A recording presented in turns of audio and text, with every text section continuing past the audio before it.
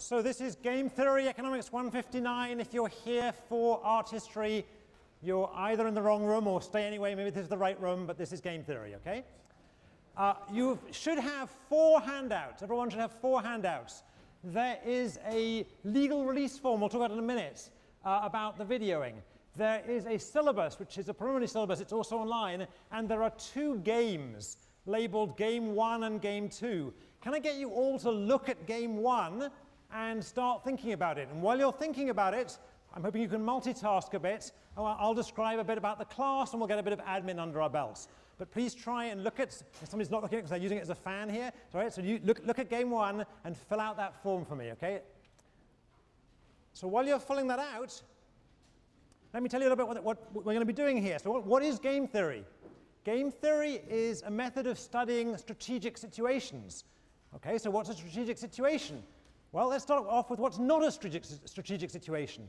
In your intro economics class in 115 or 110, you saw some pretty good examples of situations that were not strategic. You saw firms working in perfect competition. Right? Firms in perfect competition are price takers. They don't particularly have to worry about the actions of their competitors. Right? You also saw firms that were monopolists. And monopolists don't have any competitors to worry about, so that's not a particularly strategic situation. They're not price takers, but they take the demand curve. Right? Is this looking familiar for some of you who can remember doing 115 last year or maybe 2 years ago for some of you? All right? Everything in between is strategic. So everything that constitutes imperfect competition is a strategic setting. Think about the motor industry, the motor car industry. Ford has to worry about what GM is doing and what Toyota is doing, and for the moment at least what Chrysler is doing, but perhaps not for long. All right? So there's a small number of firms, their actions affect each other. All right? So for a literal definition of what strategic means, it's a setting where the outcomes that affect you depend on actions, not just on your own actions, but on actions of others. All right, that's as much as I'm going to say for preview right now. We're going to come back and see plenty of this over the course of the next semester. So what I want to do is get on and talk about where this applies. So obviously it applies in economics, but it also applies in politics. And in fact, this class will count as a political science class if you're a political science major. You should go check with the DUS in political science. Right? Game theory is very important in law these days. So for those of you, for the half of you who are going to end up in law school, this is pretty good training. Game theory is also used in biology, and towards the middle of the semester, we're actually going to see some examples of game theory as applied to evolution. And not surprisingly, game theory applies to sport. All right? So let's talk about a bit of admin. How are you doing on filling out those games? Everyone managing to multitask, filling in game 1? Keep writing. I want to get some admin out of the way, and I want to start by getting out of the way what is obviously the elephant in the room. Some of you will have noticed that there's a camera crew here. Okay, so as some of you probably know, Yale is undergoing an open education project, and they're videoing several classes. And the idea of this is to make educational materials available beyond the walls of Yale. In fact, on the web internationally. So people in places, maybe places in the US or places miles away, maybe in Timbuktu, whatever, who find it difficult to get educational materials from a local university or whatever, can watch certain lectures from Yale on the web. All right? Some of you would have been in classes that do that before. What's going to be different about this class is that you're going to be participating in it. Right, the way we teach this class is we're going to play games, we're going to have discussions, we're going to talk among the class, and you're going to be learning from each other, right? And I want you to help people watching at home to be able to learn too. And that means you're going to be on film, at very least on mic. All right, so how's that going to work? Around the room are 3 TAs holding mics. Let me show you where they are. One here, and one here. When I ask for classroom discussions, I'm going to have one of the TAs go to you with a microphone, much like in Donahue or something. Okay? All right? And at certain times, you're going to be seen on film, so the camera is actually going to come around and point in your direction. Now, I really want this to happen. I had to argue for this to happen, because I really feel that this class isn't about me. I'm part of the class, obviously, but it's about you teaching each other and participating. All right? But there's a catch. The catch is that means you have to sign that legal release form. So you'll see that you have in front of you a legal release form. You have to be able to sign it. And what that says is that we can use you being shown in class. Think of this as a bad hair day release form. Right? You can't sue Yale later if you had a bad hair day. Right? For those of you who are on the run from the FBI, your visa's run out, or you're sitting next to your ex-girlfriend, now would be a good time to put a paper bag over your head. All right. Now, just to get you used to the idea, in every class, we're going to have, I think, the same two people. So Jude is the cameraman. Why don't you all wave to Jude? This is Jude. Wait, yeah, right, okay. Okay. And Wes is our audio guy. This is Wes. Right? And I will try and remember not to include Jude and Wes in the classroom discussions, but you should be aware that they're there. All right? Now, if this is making you nervous, if it's any consolation, it's making me very nervous. Okay? So, all right, we'll try and make this class work as smoothly as we can, allowing for this extra thing. And let me just say, no one's making any money off this. At least I'm hoping these guys are being paid, but me and the TAs are not being paid. This is the aim of this is, I think, is a good aim. It's an educational project, and I'm hoping you'll help us with it. All right? The one difference it is going to mean is that at times I might hold some of the discussions for the class coming down into this part of the room here to make it a little easier for Jude. All right, how are we doing now on filling out those forms? Has everyone filled in their strategy for the first game? Not yet. Okay, so let's go on doing a bit more admin. The thing you mostly care about, I'm guessing, is the grades. All right, so how is the grade going to work for this class? 30% of the class will be on problem sets, 30% of the grade, 30% on the midterm, and 40% on the final, so 30, 30, 40. The midterm will be held in class on October 17th. That is also on your syllabus. Please don't anybody tell me any time after today you didn't know when the midterm was and therefore it clashes with 17 different things. The midterm is on October 17th, which is a Wednesday, in class.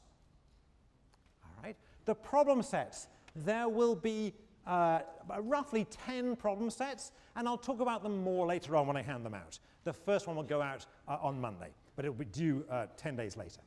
Roughly speaking, they'll be every week. The grade distribution. All right, so this is the rough grade distribution. Roughly speaking, a sixth of the class are going to end up with A's, a sixth are going to end up with A minus, a sixth are going to end up with B plus, a sixth are going to end up with B, a sixth are going to end up with B minus, and the remaining sixth, if I've added that up right, are going to end up with what I guess we're now calling the presidential grade. Is that right? Right? That's not literally true. I'm going to squeeze it a bit. I'm going to curve it a bit. So actually, slightly fewer than a sixth will get straight A's, and fewer than a sixth will get C's and below. We'll squeeze the middle to make them be more B's. One thing I can guarantee from past experience in this class is that the median grade will be a B plus. The median will fall somewhere in the B pluses. All right.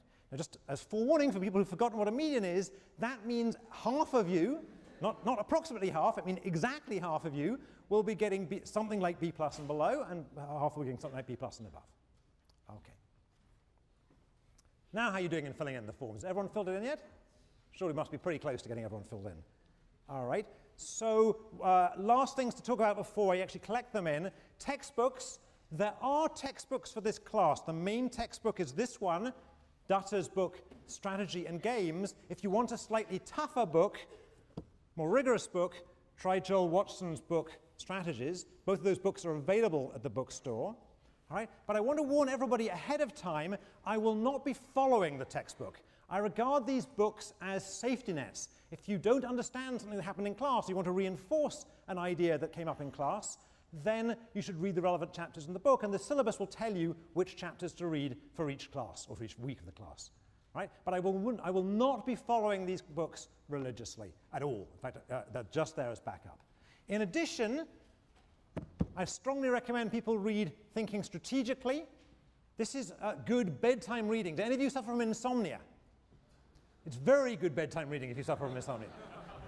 It's a good book, and what's more, there's going to be a new edition of this book this year, and Norton have allowed us to get advanced copies of it. So if you don't buy this book this week, I may be able to make the advanced copy of the new edition available for some of you next week. I'm not taking a cut of that either, right? There's no money changing hands there. All right. Sections are on the syllabus. Sign up, on the website. Sign up as usual. Put yourself down on the wait list. If you don't get into the section you want, you probably will get into the section you want once we're done. All right, now we must be done with the forms. We done with the forms? All right, so why don't we send the TAs with or without mics up and down the aisles and collect in your game number 1. Not game number 2, just game number 1.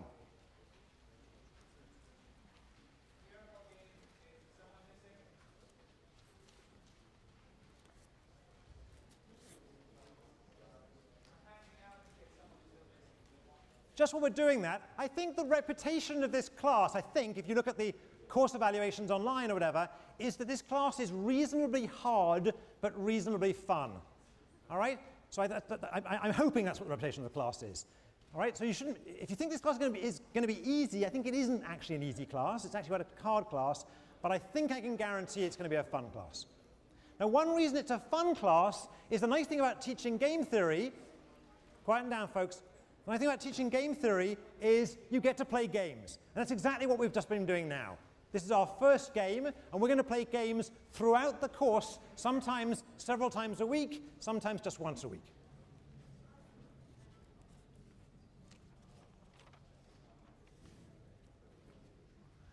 We got all these things in? Everyone handed them in?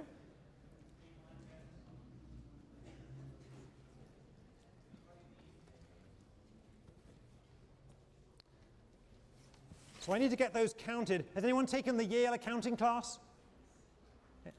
No one has aspirations to be, one person has? I'll have a TA do it. It's all right, we'll have a TA do it. So Kai, can you count those for me? Is that right? Let me read out the game you've just played. Game 1, a simple grade scheme for the class.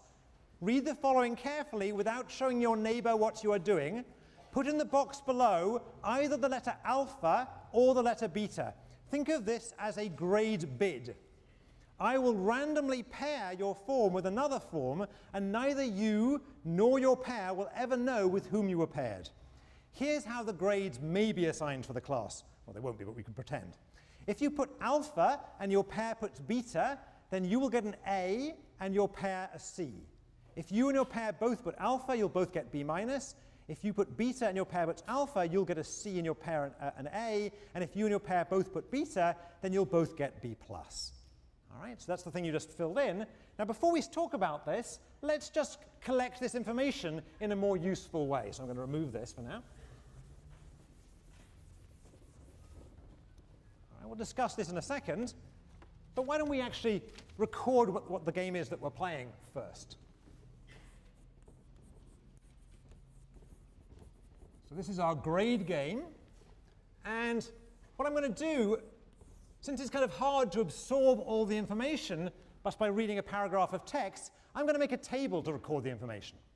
Okay? So what I'm going to do is I'm going to put me here and my pair, the person I'm randomly paired with here, and alpha and beta, which are the choices I'm going to make here, and on the columns, alpha and beta, the choices my pair is making. And in this table, I'm going to put my grades. All right, so my grades, if we both put alpha, is B minus. If we both put beta, was B plus. If I put alpha and she put a beta, I got an A. And if I put beta and she put an alpha, I got a C. Is that correct? That's more or less right? Yeah? OK, while we're here, why don't we do the same for my pair? All right, so this is my grades in the left-hand table. But now, let's look at what my pair will do, what my pair will get. So I should warn people sitting at the back that my handwriting is pretty bad. That's one reason for moving forward. The other thing I should apologize for at this stage of the class is my accent. I will try and improve the handwriting. There's not much I can do about the accent at this stage. All right, so once again, if we both put alpha, then my pair gets a B minus. If we both put beta, then we both get a B plus, so in particular my pair gets a B plus. If I put alpha and my pair puts beta, then she gets a C. And if I put beta and she puts alpha, then she gets an A. All right, so I now have all the information that was on the sheet of paper that you just handed in. All right. Now there's another way of organizing this that's standard in game theory, so we may as well get used to it now on the first day. Rather than drawing two different tables like this, what I'm going to do is I'm going to take the second table and superimpose it on top of the first table. Okay, so let me do that and you'll see what I mean. What I'm going to do is draw a larger table, the same basic structure. I'm choosing alpha and beta on the rows. My pair is choosing alpha and beta on the columns. But now I'm going to put both grades in. So the easy ones are on the diagonal. We both get B minus if we both choose alpha. we both get B plus if we both choose beta. All right, but if I choose alpha and my pair chooses beta, I get an A and she gets a C. And if I choose beta and she chooses alpha, then it's me who gets the C and it's her who gets the A. All right? So notice what I did here. The first grade corresponds to the row player, me in this case, and the second grade in each box corresponds to the column player, my pair in this case. So this is a nice succinct way of recording what was in the previous two tables. All right? And this is an outcome matrix. This tells us everything that was in the game. It's an outcome matrix. All right? OK. So now seems a good time to start talking about what people did. So let's just have a show of hands. How many of you chose alpha? Right, leave your hands up so that Jude can catch that, so just so people can see at home, OK? All right? And how many of you chose beta? That's far more. Keep the betas. Wave your hands to betas, OK? All right, there's a beta here, OK? So it looks like a lot of, well, we're going to find out, we're going to count, but a lot more alphas than betas. Let me try and find out some reasons why people chose. So let me have the alphas up again. The woman who's in red here, can we get a mic to the, yeah, is it okay we ask you? You're not on the run from the FBI, we can ask you why, OK? So you chose alpha, right? So why did you choose alpha?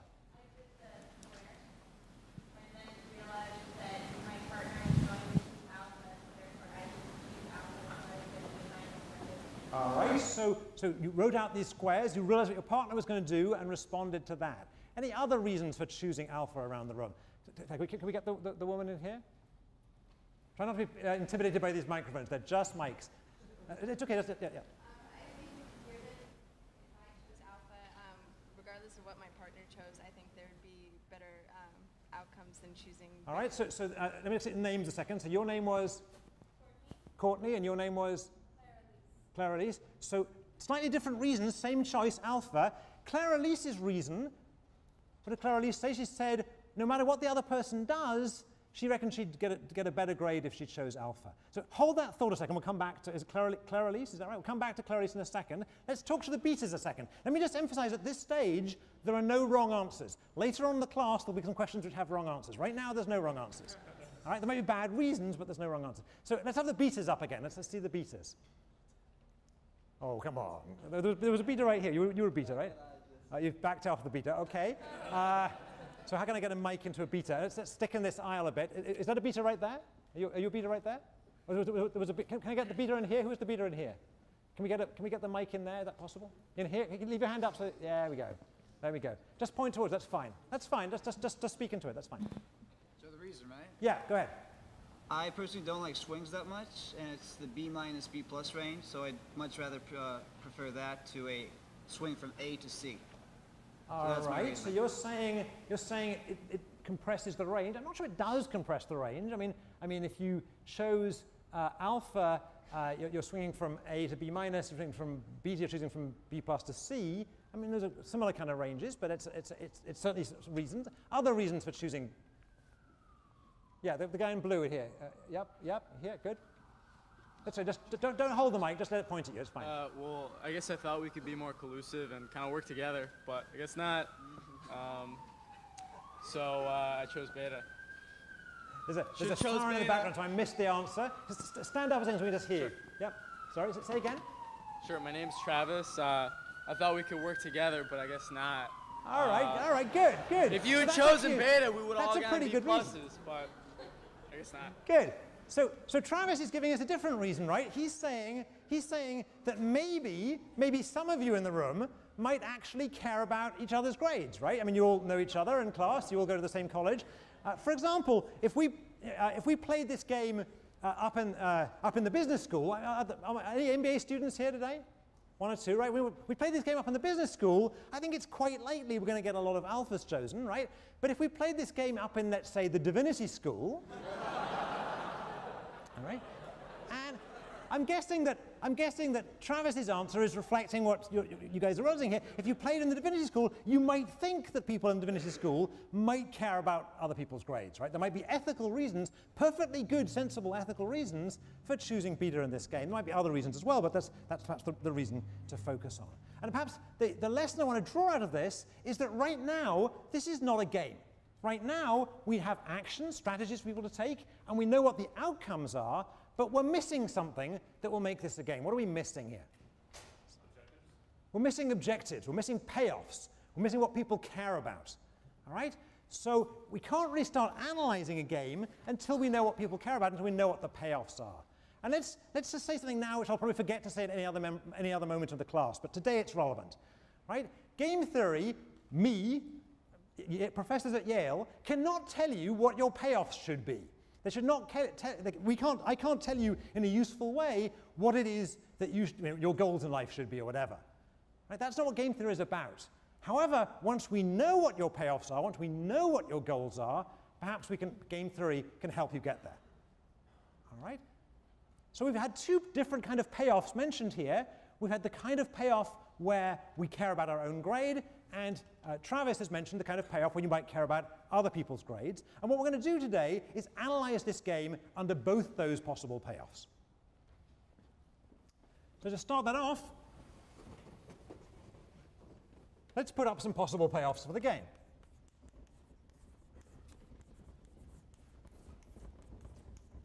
And I promise we'll come back and look at some other payoffs later. We'll revisit the Divinity School later. All right. So here, once again, is our same matrix with me and my pair, choosing actions alpha and beta. But this time, I'm going to put numbers in here. And some of you will perhaps recognize these numbers, but that's not really relevant for now. All right. So what's the idea here? Well, the first idea is that these numbers represent utiles or utilities. Right? They represent what these people are trying to maximize, what they're trying to achieve, their goals. All right? And the idea, just to compare this to the outcome matrix, is for the person who's me here, AC yields a payoff of, so AC is this box, so AC yields a payoff of 3, whereas B minus yields a payoff of 0, and so on. All right? So what's the interpretation? This is the first interpretation, the natural interpretation that a lot of you jump to straight away. These are people with these payoffs are people who only care about their own grades. They prefer an A to a B+, they prefer a B+ to a B-, and they prefer a B- to a C. Right? I'm hoping I've got the grades in order, otherwise it's going to ruin my curve at the end of the year. All right? All right? So these people only care about their own grades. They only care about their own grades. What do we call people who only care about their own grades? What's a good technical term for them? Right, in England, I think we'd refer to these guys, whether it's technical or not, as evil gits. All right, these are not perhaps the most moral people in the universe. All right? So now we can ask a different question. Suppose, whether these are actually your payoffs or not, pretend they are for now. Right? Suppose these are your payoffs. Now we can ask, not what did you do, but what should you do? Now we have payoffs. I can really switch the question to a normative question. What should you do? And let's come back to was it Claire-Elise? Where was Claire-Elise before? Let's get the mic on you again. So just explain what you did in Y again. Y chose alpha? Yeah, stand up a second. Okay. If that's okay. Right, you chose alpha. I'm assuming these were roughly your payoffs, more or less, right? You were caring about your grades. Yeah. Why did you choose alpha? I'm sorry? Why did you choose alpha? Just repeat what you said before, like. Because I thought the payoffs, the two different payoffs that I could have gotten were highest if I chose alpha. Good, good. So what Claire-Elise is saying, it's an important idea, is this, and tell me if I'm paraphrasing you incorrectly, but I think this is more or less what you're saying, is no matter what the other person does, no matter what the pair does, she obtains a higher payoff by choosing alpha. Let's just see that. If the pair chooses alpha and she chooses alpha, then she gets 0. If the pair chooses alpha and she chose beta, she gets -1. 0 is bigger than -1. All right? If the pair chooses beta, then if she chooses alpha, she gets 3, beta, she gets 1, and 3 is bigger than 1. So in both cases, no matter what the other person does, she receives a higher payoff from choosing alpha, so she should choose alpha. Right? Does everyone follow that line of reasoning? That's a stronger line of reasoning than the reasoning we had earlier. So the one I've now immediately forgotten the name of in the red shirt, whose name was Courtney. So Courtney also gave a reason for choosing alpha, and it was a perfectly good reason for choosing alpha, nothing wrong with it. But notice that this reason's a stronger reason. It kind of implies your reason. All right? All right? So let's get some definitions down here.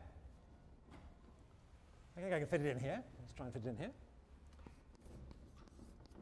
Definition. We say that my strategy alpha strictly dominates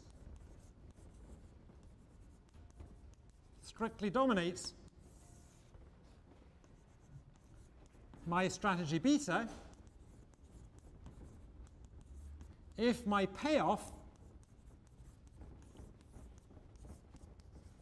from alpha is strictly greater than that from beta, and this is the key part of the definition, regardless of what others do. Regardless of what others do. So let me just read that back. We say that my strategy alpha strictly dominates my strategy beta if my payoff from alpha is strictly greater than that from beta, regardless of what others do. Now, it's by no means my main aim in this class to teach you jargon. All right? But a few bits of jargon are going to be helpful in allowing the conversation to move forward, and this is certainly one. Evil gets is maybe one too, but this is certainly one. All right? Let's draw out some lessons from this, and actually, so you can still read that, let me bring down and clean this board. So the first lesson of the class, and there's going to be lots of lessons, is a lesson that emerges immediately from the definition of a dominated strategy, and it's this. So lesson 1 of the course is do not play a strictly dominated strategy. All right, so with apologies to Strunk and White, this is in the passive form, okay? This is dominated, passive voice. Do not play a strictly dominated strategy. Why? Somebody want to tell me why? Yeah, Ali, do you want to get this guy? Yeah, yeah. Stand up, yep. If this is right, yeah? Because everyone's going to pick the dominant outcome, and then everyone's going to get the worst result. The collectively worst result. Yeah, that's a possible answer. I'm looking for something more direct here. So we look at the definition of a strictly dominated strategy. I'm saying never play one. What's a possible reason for that? Can we get the woman there? You'll always lose? Well, I don't know. This isn't about winning and losing. What else could we have? Can we get this guy in the pink down here? Well, the payoffs are lower.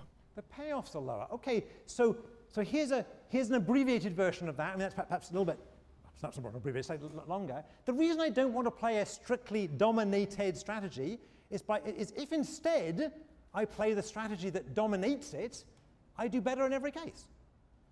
All right? The reason I never want to play a strictly dominated strategy is if instead I play the strategy that dominates it, whatever anyone else does, I'm doing better than I would have done. All right?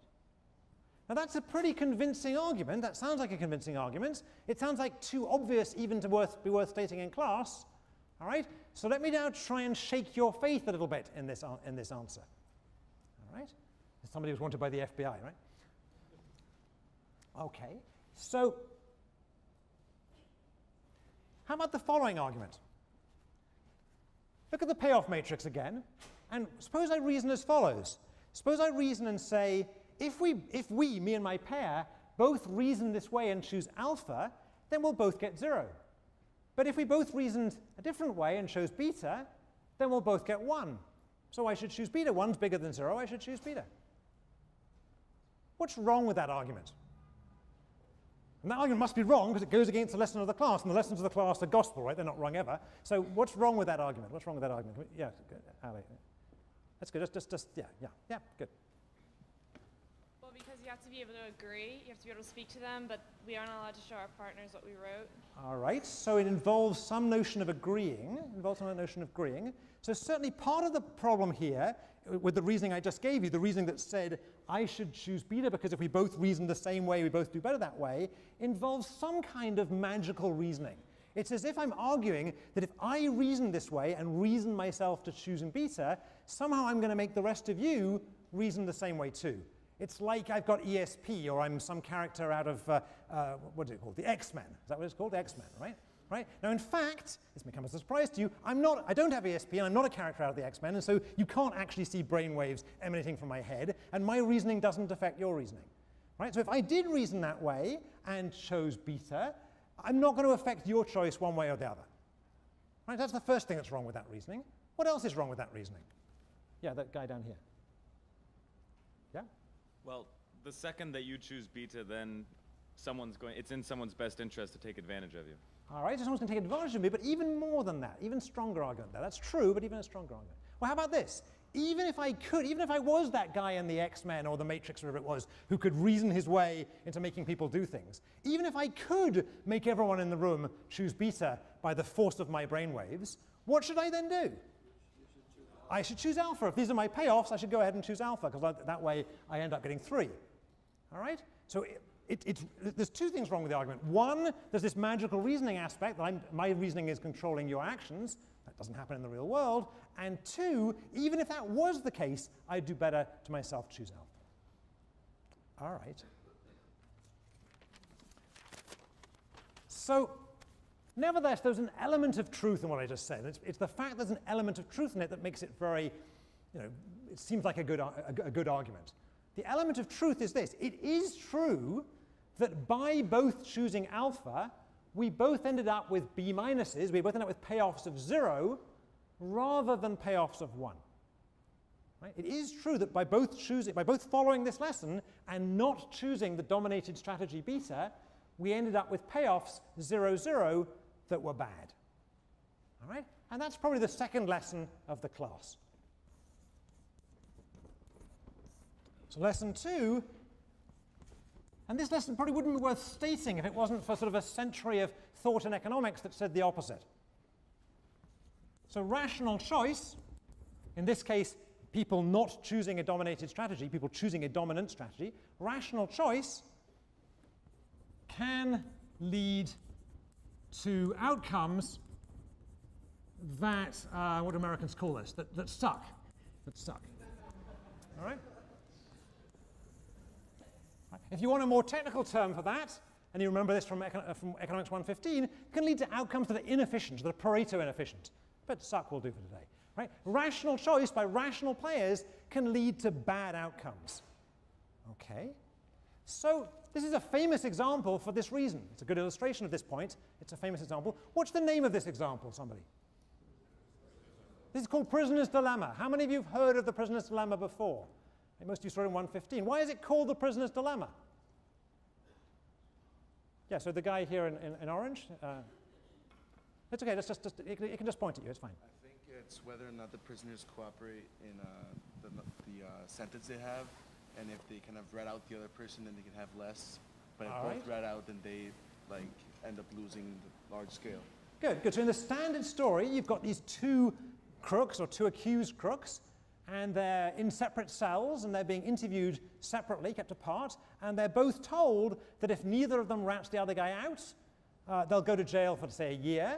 If they both rat each other out, they'll end up in jail for 2 years. But if you rat the other guy out and he doesn't rat you out, then you'll go home free, and he'll go to jail for 5 years. And you put that all down, you pretty quickly see that regardless of whether the other guy rats you out or not, you're better off ratting him out. All right? Now, if you haven't ever seen that prisoner's dilemma, you can see it pretty much every night on a show called Law and Order. How many of you have seen Law and Order? Right. If you haven't seen Law and Order, the way to see Law and Order is to go to a random TV set at a random time and turn on a random channel. This happens in every single episode, so much so that if any of you actually, I mean, this might be true at Yale, if any of you, or the TV guys, if any of you know the guy who writes the plots for this, have him come to the class, or I guess see the video now, and we can get some better plot lines in there. Right? All right? But of course, that's not the only example. The grade game, and this is not the only example. There are lots of examples of prisoners' dilemmas out there. Let's try and find some other ones. All right? So how many of you have roommates in your college? How many of you have roommates?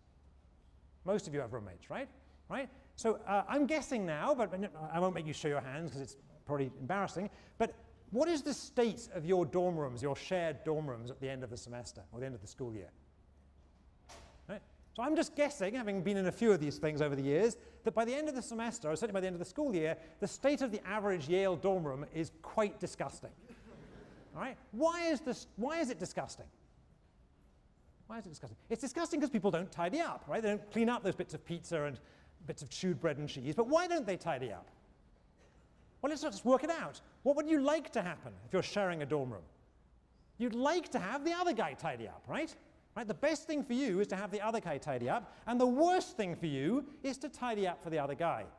But now work it out. It's a prisoner's dilemma. If the other guy doesn't tidy up, you're best off not tidying up either, because the last thing you want is to be tidying up for the other guy. And if the other guy does tidy up, hey, the room's clean, who cares?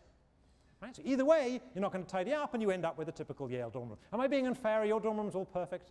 This may be a gender thing, but we're not going to go there. All right? Right? So there are lots of prisoners' dilemmas out there. Anyone got any other examples? Other examples?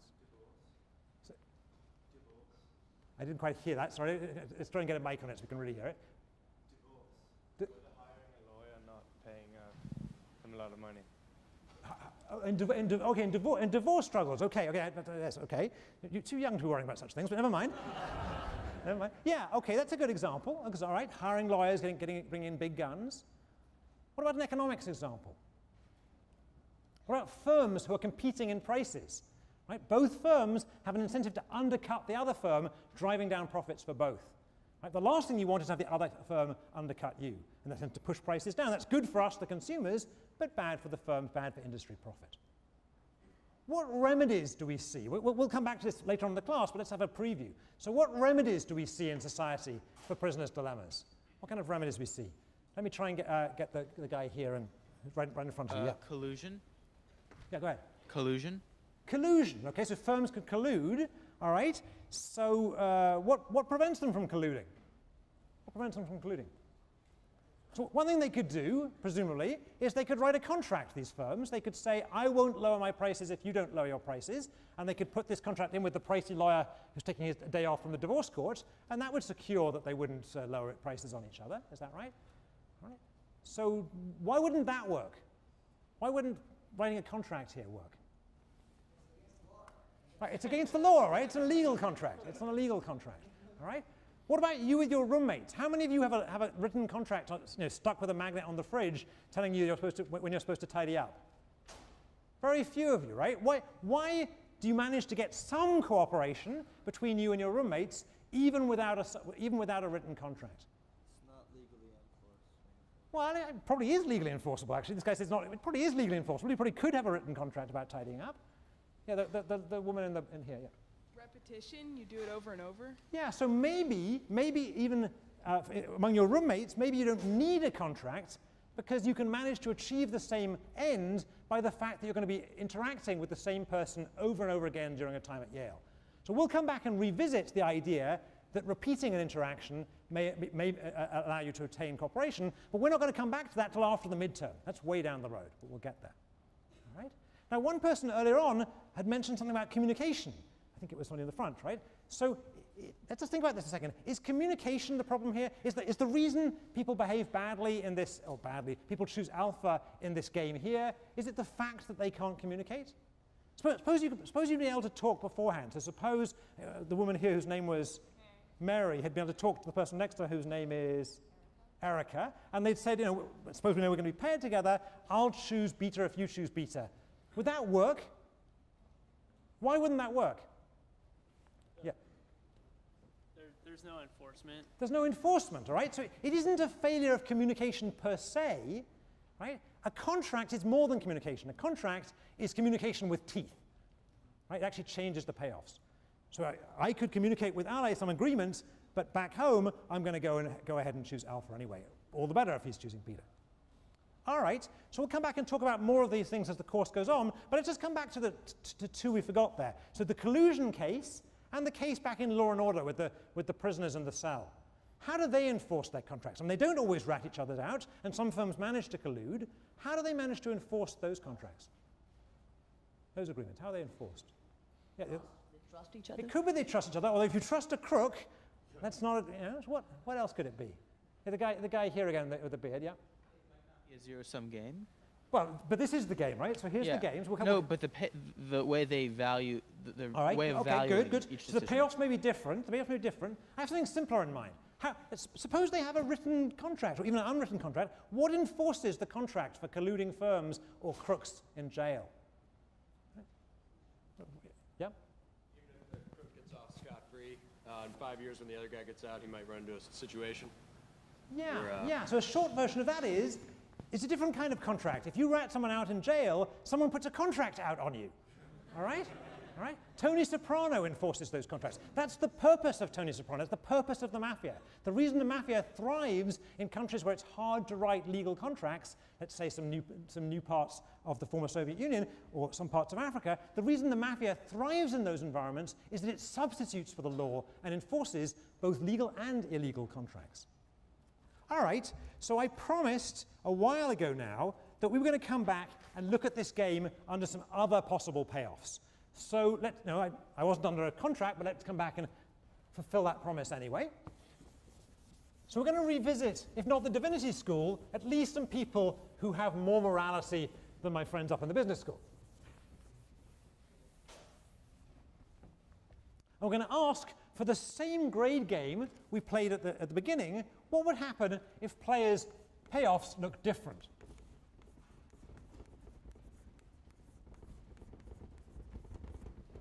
So these are possible payoffs too. All right? And I'll give these a name. We called the other guys evil gits.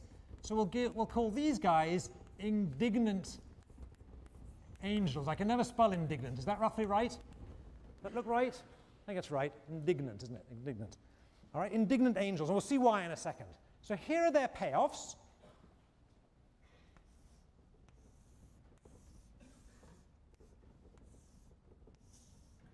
And once again, the basic structure of the game hasn't changed. It's still, I'm choosing alpha and beta, my pair is choosing alpha and beta, and the grades are the same as they were before. They're hidden by that board, but you saw them before.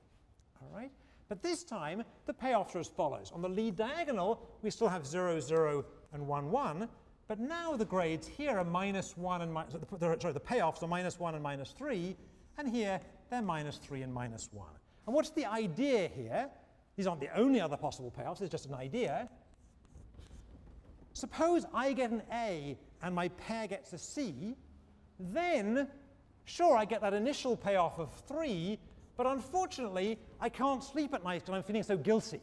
Right? I have some kind of moral conscience, and after I've subtracted off my guilt feelings, I end up at -1.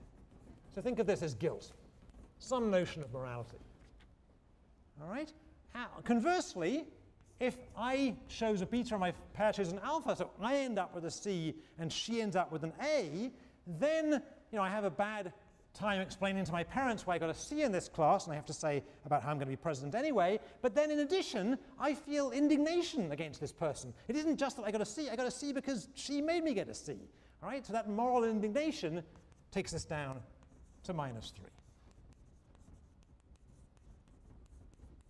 All right? So again, I'm not claiming these are the only other possible payoffs, but just another possibility to look at. Okay. So suppose these were the payoffs in the game. Right, again, suspend disbelief a second and imagine that these actually are your payoffs. And let me ask you what you would have done in this case. So think about it a second. Right, now write it down. Write down what you're going to do on the corner of your notepad. Just write down at alpha or beta what you're going to do here. You're not all writing. The guy in the England shirt isn't writing. You've got to be writing in an England shirt. Show it to your neighbor. Let's have a show of hands. Again, I want you to keep your hands up so that Jude can see it now. So how many of you chose alpha in this case? Raise your hands. Come on, don't be shy. Raise your hands. How many chose beta in this case? How many people abstained? Not allowed to abstain. Let's try it again. Alpha in this case. No abstentions here. Beta in this case. So we're roughly splitting the room. Someone who chose alpha. Can you raise the alphas again? Let me get this guy here. Ali, can we get this guy here? So why did you choose alpha? You would minimize your losses. You'd get 0 or -1 instead of -3 or 1. All right. So this gentleman's saying. Dominant strategy. So. Right. So this gentleman's saying a good reason for choosing alpha in this game is it's less risky. Right. The worst case scenario is less bad. We're saying it. All right. What about somebody who chose beta? A lot of you chose beta. Let's have a show of hands on the betas again. Let me see the betas again. So raise your hands. Raise your hands. Can we get the woman here? Can we ask her why she chose beta? Because if you choose alpha, the best case scenario is you get 0. Good. So okay. So that's a good counter argument. So the gentleman here was looking at the worst case scenario, and the woman here was looking at the best case scenario. And the best case scenario here looks like getting a 1 here. All right. Now let's ask a different question. Is one of the strategies dominated in this game? No, neither strategy is dominated. Let's just check. If my pair chooses alpha, then my choosing alpha yields 0, beta -3, so alpha would be better. But if my pair chooses beta, then alpha yields -1, beta yields 1. In this case, beta would be better. Right? So alpha in this case is better against alpha, and beta is better against beta, but neither dominates each other. All right?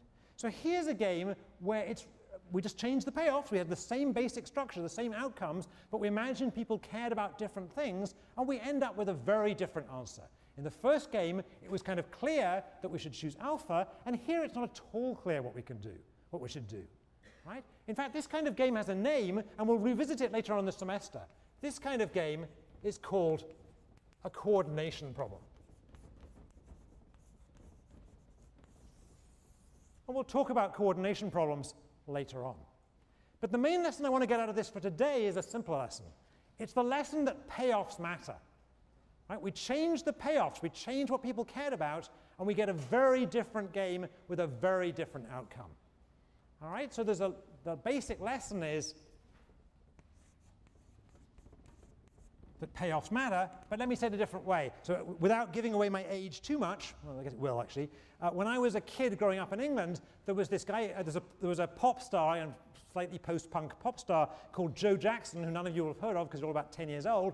Not my fault. And Joe Jackson had this song which had the lyric, something like, "You can't get what you want unless you know what you want."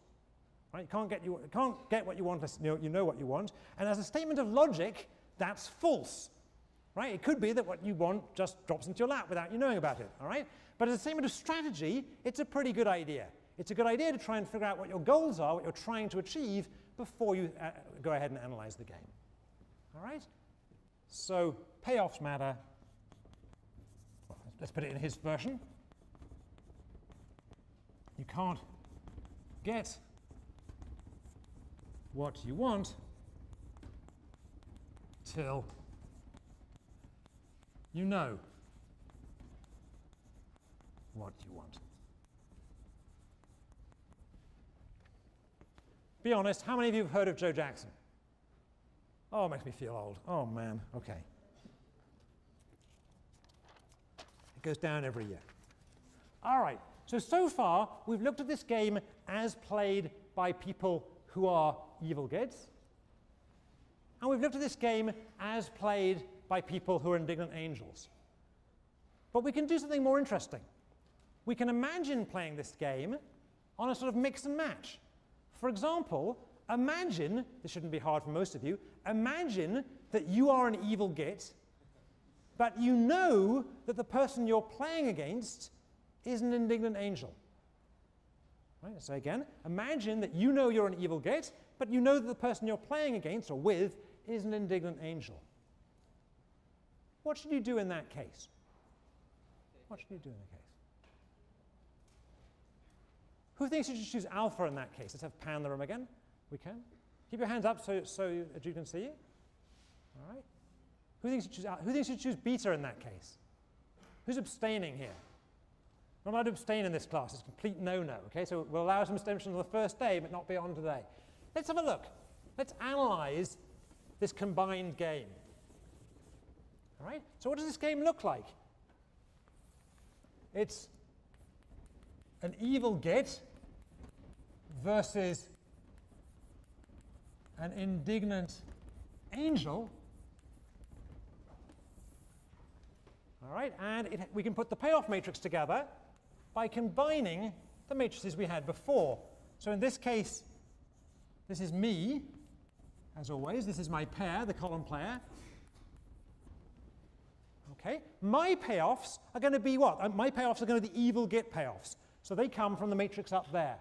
So if someone has to help me with reading it off there, that's a 0, a 3, a -1, and a 1. All right? My opponent or my partner's payoffs come from the indignant angel matrix. So they come from here. There is 0, a -3, a -1, and a 1. Everyone see how I constructed that? So just to remind you again, the first payoff is the row player's payoff, in this case the evil git. And the second payoff is the column player's payoff, in this case the indignant angel. All right, well now we've set it up as a matrix, let's try again that question I asked before. Suppose you're the row player here, so you're the evil git, those are your payoffs, you're playing against an indignant angel, what would you do? Right? So once again, no abstentions this time. Who would choose alpha? Let's have a show of hands again. Keep your hands up a second. And who would choose beta? Right, very few betas, but mostly alphas. Alpha, I think, is the right answer here, but why? Why? Why is alpha the right answer here? So, yeah, can we get this guy here? Yeah. It's the dominant strategy. Good, good. Actually, nothing has changed from the game we started with. The fact I changed the other guy's payoffs didn't matter here. Alpha was dominant before. It dominated beta before, and it still dominates beta. Let's just check. If my opponent chooses alpha, and I choose alpha, I get 0, beta, I get -1, so alpha would be better. If my opponent chooses beta, and I choose alpha, I get 3, beta, I get 1, once again, alpha is better. So as before, alpha does better than beta for me, regardless of what the other person does. Alpha dominates beta. What was the first lesson of the class? What was the first lesson of the class? Shouting out, please. Right, right. So you should all have been choosing in this game. You all should be choosing you all should have chosen alpha, right? So the one person who didn't, we'll let him off for today. Okay, okay. So alpha dominates beta here. All right. Let's flip things around. All right. Suppose now, harder to imagine, but let's try it. Suppose now that you are an indignant angel. And you're playing against, and you know this, you're playing against an evil git. Right? You're an indignant angel, so you have the payoffs that are still there, and you're playing against an evil git, which is the payoffs we covered up, but we'll reproduce them. Let's produce that matrix. By the way, this is beginning to sound like a wrestling match. I don't mean it to. Let's try here. Alpha, beta, pair me. All right, so my payoffs this time are the indignant angel payoffs. So mine are 0, -1, -3, and 1. And my opponent's payoffs are, what would have been my payoffs before? They come from the other matrix. Let's just show you it. They come from this matrix, so they're going to be 0, -1, 3, 1. 0, -1, 3, 1. Okay, I took the second payoff from that matrix and made it the second payoff in this matrix. Okay, everyone see how I did that? Once again, the row player is the first payoff, and the column player is the other payoff. All right, what should you do in this case? You're the indignant angel, you're playing against this evil git. What should you do? Write down on your notepad what you should do. Show it to your neighbor so you can't cheat. Well, you can cheat, but you'll be shamed in front of your neighbor. And raise your hands, well, let Jude see it. Raise your hands and keep them up if you chose alpha now. And how about if you chose beta now? So 1 or 2 betas, mostly alphas. Well, let's see it. Let's reason this through a second. Does my alpha dominate my beta? No, in fact, alpha doesn't dominate beta for me. Doesn't dominate beta. If my pair chooses alpha, then alpha gets me 0, beta minus 3, so alpha does better. But if my pair chooses beta, then alpha gets me minus 1, beta gets me 1. In this case, beta is better. So once again, as we saw before, alpha is better against alpha, beta is better against beta. There's no dominance going on here. Nevertheless, at least 90% of you chose alpha here. And that's the right answer. Why? Why should you choose alpha here? Somebody, can we get the guy with the beard here? Yeah, wait for the mic. There you go, great.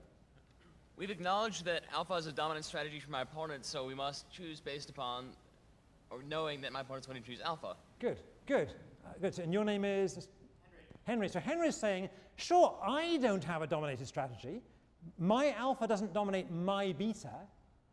But look at my opponent.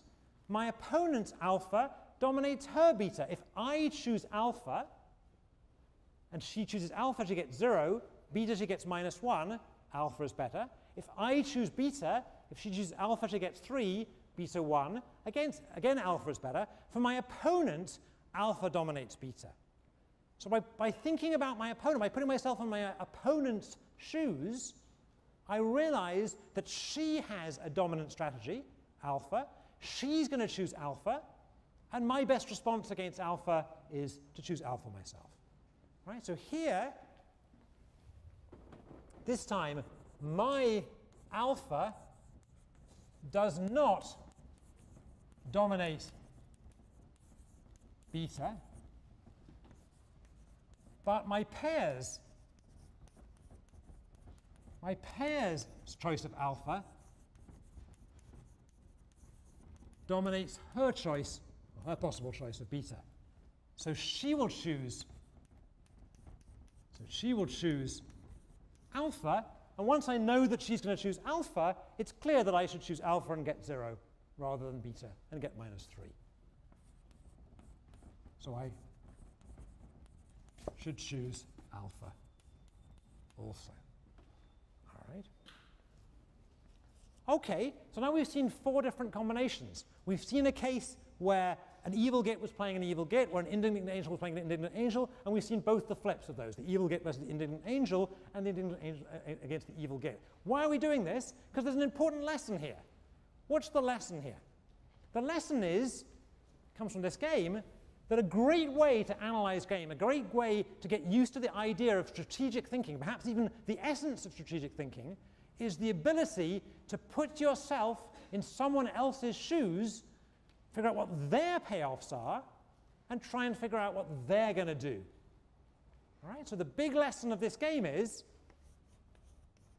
I forgot what number we're up to. I guess it's lesson 4, I think. Lesson 4 is, put yourself in others' shoes and try to figure out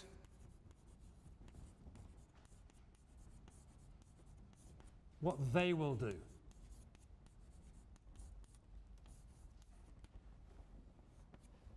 And in a sense, this is the first difficult lesson of the class. It's easy to spot when a strategy is dominant, more or less. It's pretty easy to figure out. You have to know about your own payoffs. But the hard thing in life is getting you to come out of your own selves a bit, realizing it's, quote, not all about you. You've got to put yourself in other people's shoes to figure out what they care about and what they're going to try and do so you can respond well to that. All right. Now, while we're here, let's just mention that things will get more complicated in a world where I don't actually know the payoffs of my opponent. It's much easier to figure out my own payoffs than to figure out my opponent's payoffs. Right? I might not know whether I'm playing someone who's an evil git or an indignant angel, so I'm going to have to figure out what the odds are of that in doing this exercise. And we're going to come back to that idea too, way at the end of the class. Right? That's getting a bit ahead of ourselves, but we'll get there. All right. Now it turns out that this game, this prisoner's dilemma, with the alphas and betas, or essentially the same game, has been played many, many, many times in experiments. All right? So out there in the real world, I think we can do this here, out there in the real world, when they do these experiments, they find out that roughly 70% of people choose alpha, and roughly 30% choose beta. Roughly, almost a third choose beta. Now, what do we think is going on? Why are that's a third of the people who seem to be choosing a dominated strategy, or is it? What's going on there? Why do you think 30% of people are choosing beta? Anybody? Yeah, can we catch this guy here? They might be motivated by the fact that every person who chooses beta raises the average right, score. So they could be moral people. They could be. So one possibility is this 30% of people in the real world who choose beta are just nice people. All right, what else could it be? I know this might be changing the game a little bit, but if you ever expected to play the same game with the partner, all right, so they could be thinking they're going to play again. Long-run payoffs are greater if you choose beta every time. Right. So they could be that they think this is actually, they haven't understood the experiment and they think this is a multi-shot game, not a one-shot game. Good. What else could it be?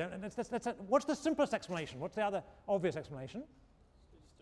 They could just be stupid, right? It could be, right? We're allowed to say that in class, right?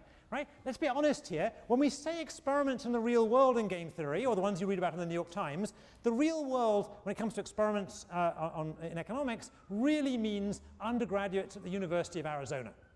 Right? That's why all these, I'm not making it up. It just does. They all are. And I don't know anything about it. Any of you from Arizona? I don't know. I don't know whether the average undergraduate at the University of Arizona just has a sunny personality or whether they've spent too long in the sun. I just don't know which it is, right?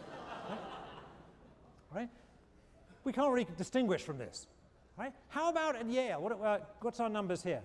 How about in this class? Do you want to mic your colleague here? Yeah. 238 versus 36. So 238 at Yale, this is Yale, versus 36. So even at my level of arithmetic, that's a lot less than 30%, right? That's more like less than 15%. No, it's about 15%, I guess. All right? All right, so 238 chose alpha, and 36 chose beta. Now, there's one more lesson in this class, and this is going to be it. This isn't the end of the class, but one more lesson to take home. You guys are going to be playing games among each other today and until whatever it is, December 7th, whatever it is, the end of term.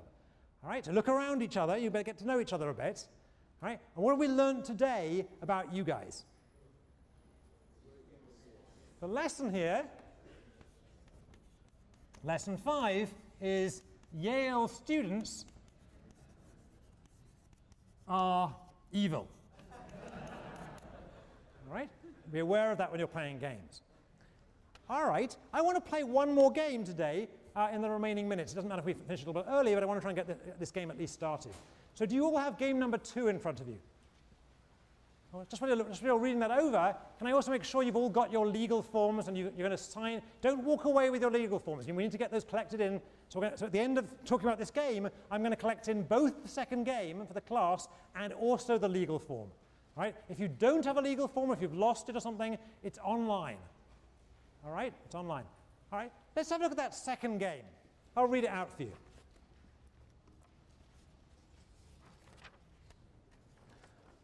Game 2, pick a number. Everyone got this? Anyone not got this? Everyone got it? Good. Without showing your neighbor what you're doing, put in the box below a whole number between 1 and 100. Whole number between 1 and 100, integer. We will calculate the average number chosen in the class. The winner in this game is the person whose number is closest to 2/3 times the average in the class. Again, the winner is the person whose number is closest to 2/3 times the average number in the class. And the winner will win $5 minus the difference in pennies between her choice and that 2/3 of the average. Now, just to make sure you've understood this, let me do an example on the board. Got one more board, that's good. So imagine there were 3 people in the class, and imagine that they chose 25, 5, and 60. All right, so 25 plus 5 plus 60 is 90. People should feel free to correct my arithmetic because it's often wrong. 90, right? And 90, 2/3 of 90, so 2/3 of 90, 2/3 of, whoops, what do I need? Start again. Start again. I need to divide it by 3 to get the average, right? So the average is 30. Thank you. Somebody was shouting out. Right, so the total is 90. The average is 30. Am I right so far? All right, so 2/3 of the average, 2/3 of the average is 20.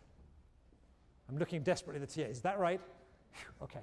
All right, so the average is 30, and 2/3 of the average is 20. All right, so who's the winner here? Which number would have won here? 25 would have won. 25 would have been the closest. And what would they have won?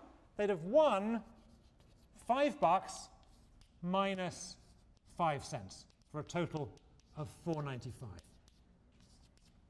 All right. Now to make this interesting, let's play this for real. So this, of course, relies on me having brought some money and being able to do this without dislodging the microphone. All right. So I'm going to see if I have, sorry about that.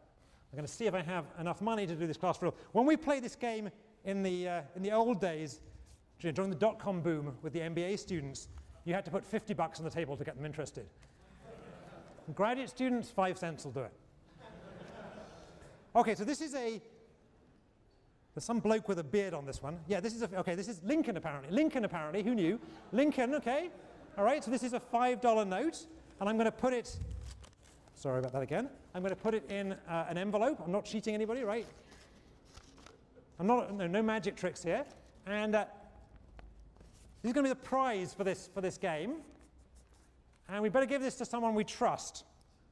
All right, so prize for 159. Who do you guys trust? The camera guy. Okay, Jude. We know Jude's going to be there next week. All right, I'm giving it to Jude. You can't see this on camera, people at home, but I'm giving it to Jude, okay? I'm going to put it here. And Jude has to therefore show up next week with the prize, okay? All right? I think we should give it to the guy at the back who is the moral guy. Who is our moral guy at the back? What is it? Well, never mind. We'll give it to Jude. We know Jude's going to be here. All right. Has everyone put a number down? Any questions? Yes. Just shout them out to me. So given that we only have one $5 bill, does there have to be one unique winner? And if so, how is that determined if we have multiple people who are closest? That's a good question. If there's multiple winners, we'll divide it, but we'll make sure everyone has a positive winning. Okay? Good question. Good. Given the number of people in the room, there may be multiple winners. I accept that possibility. Has everyone written down a number now? All right? So hand your numbers to the end of the row, but don't go yet. Hand your numbers to the end of the row. Before you go, I want 5 things from you. All right? I want to know the 5 lessons from this class. All right? Tell me what you learned. What were the 5 lessons? Without looking at your notes, what were the 5 lessons? Anybody? Shout out one of the lessons. Yes, madam. Don't play a strictly dominated strategy. Anything else? Anything else? Yes, sir. Yale students are evil. 2 lessons down, 3 to go. The guy over here. Yep. Rational choices can lead to bad outcomes. We put it more graphically before, but that's fine. 2 more outcomes. 2 more. Put yourself in other people's shoes. And I'm missing one. I can't remember what I'm missing now. You can't get what you want. You could, but it's a good idea to figure out what you want before you try and get what you want. 5 things you learned today.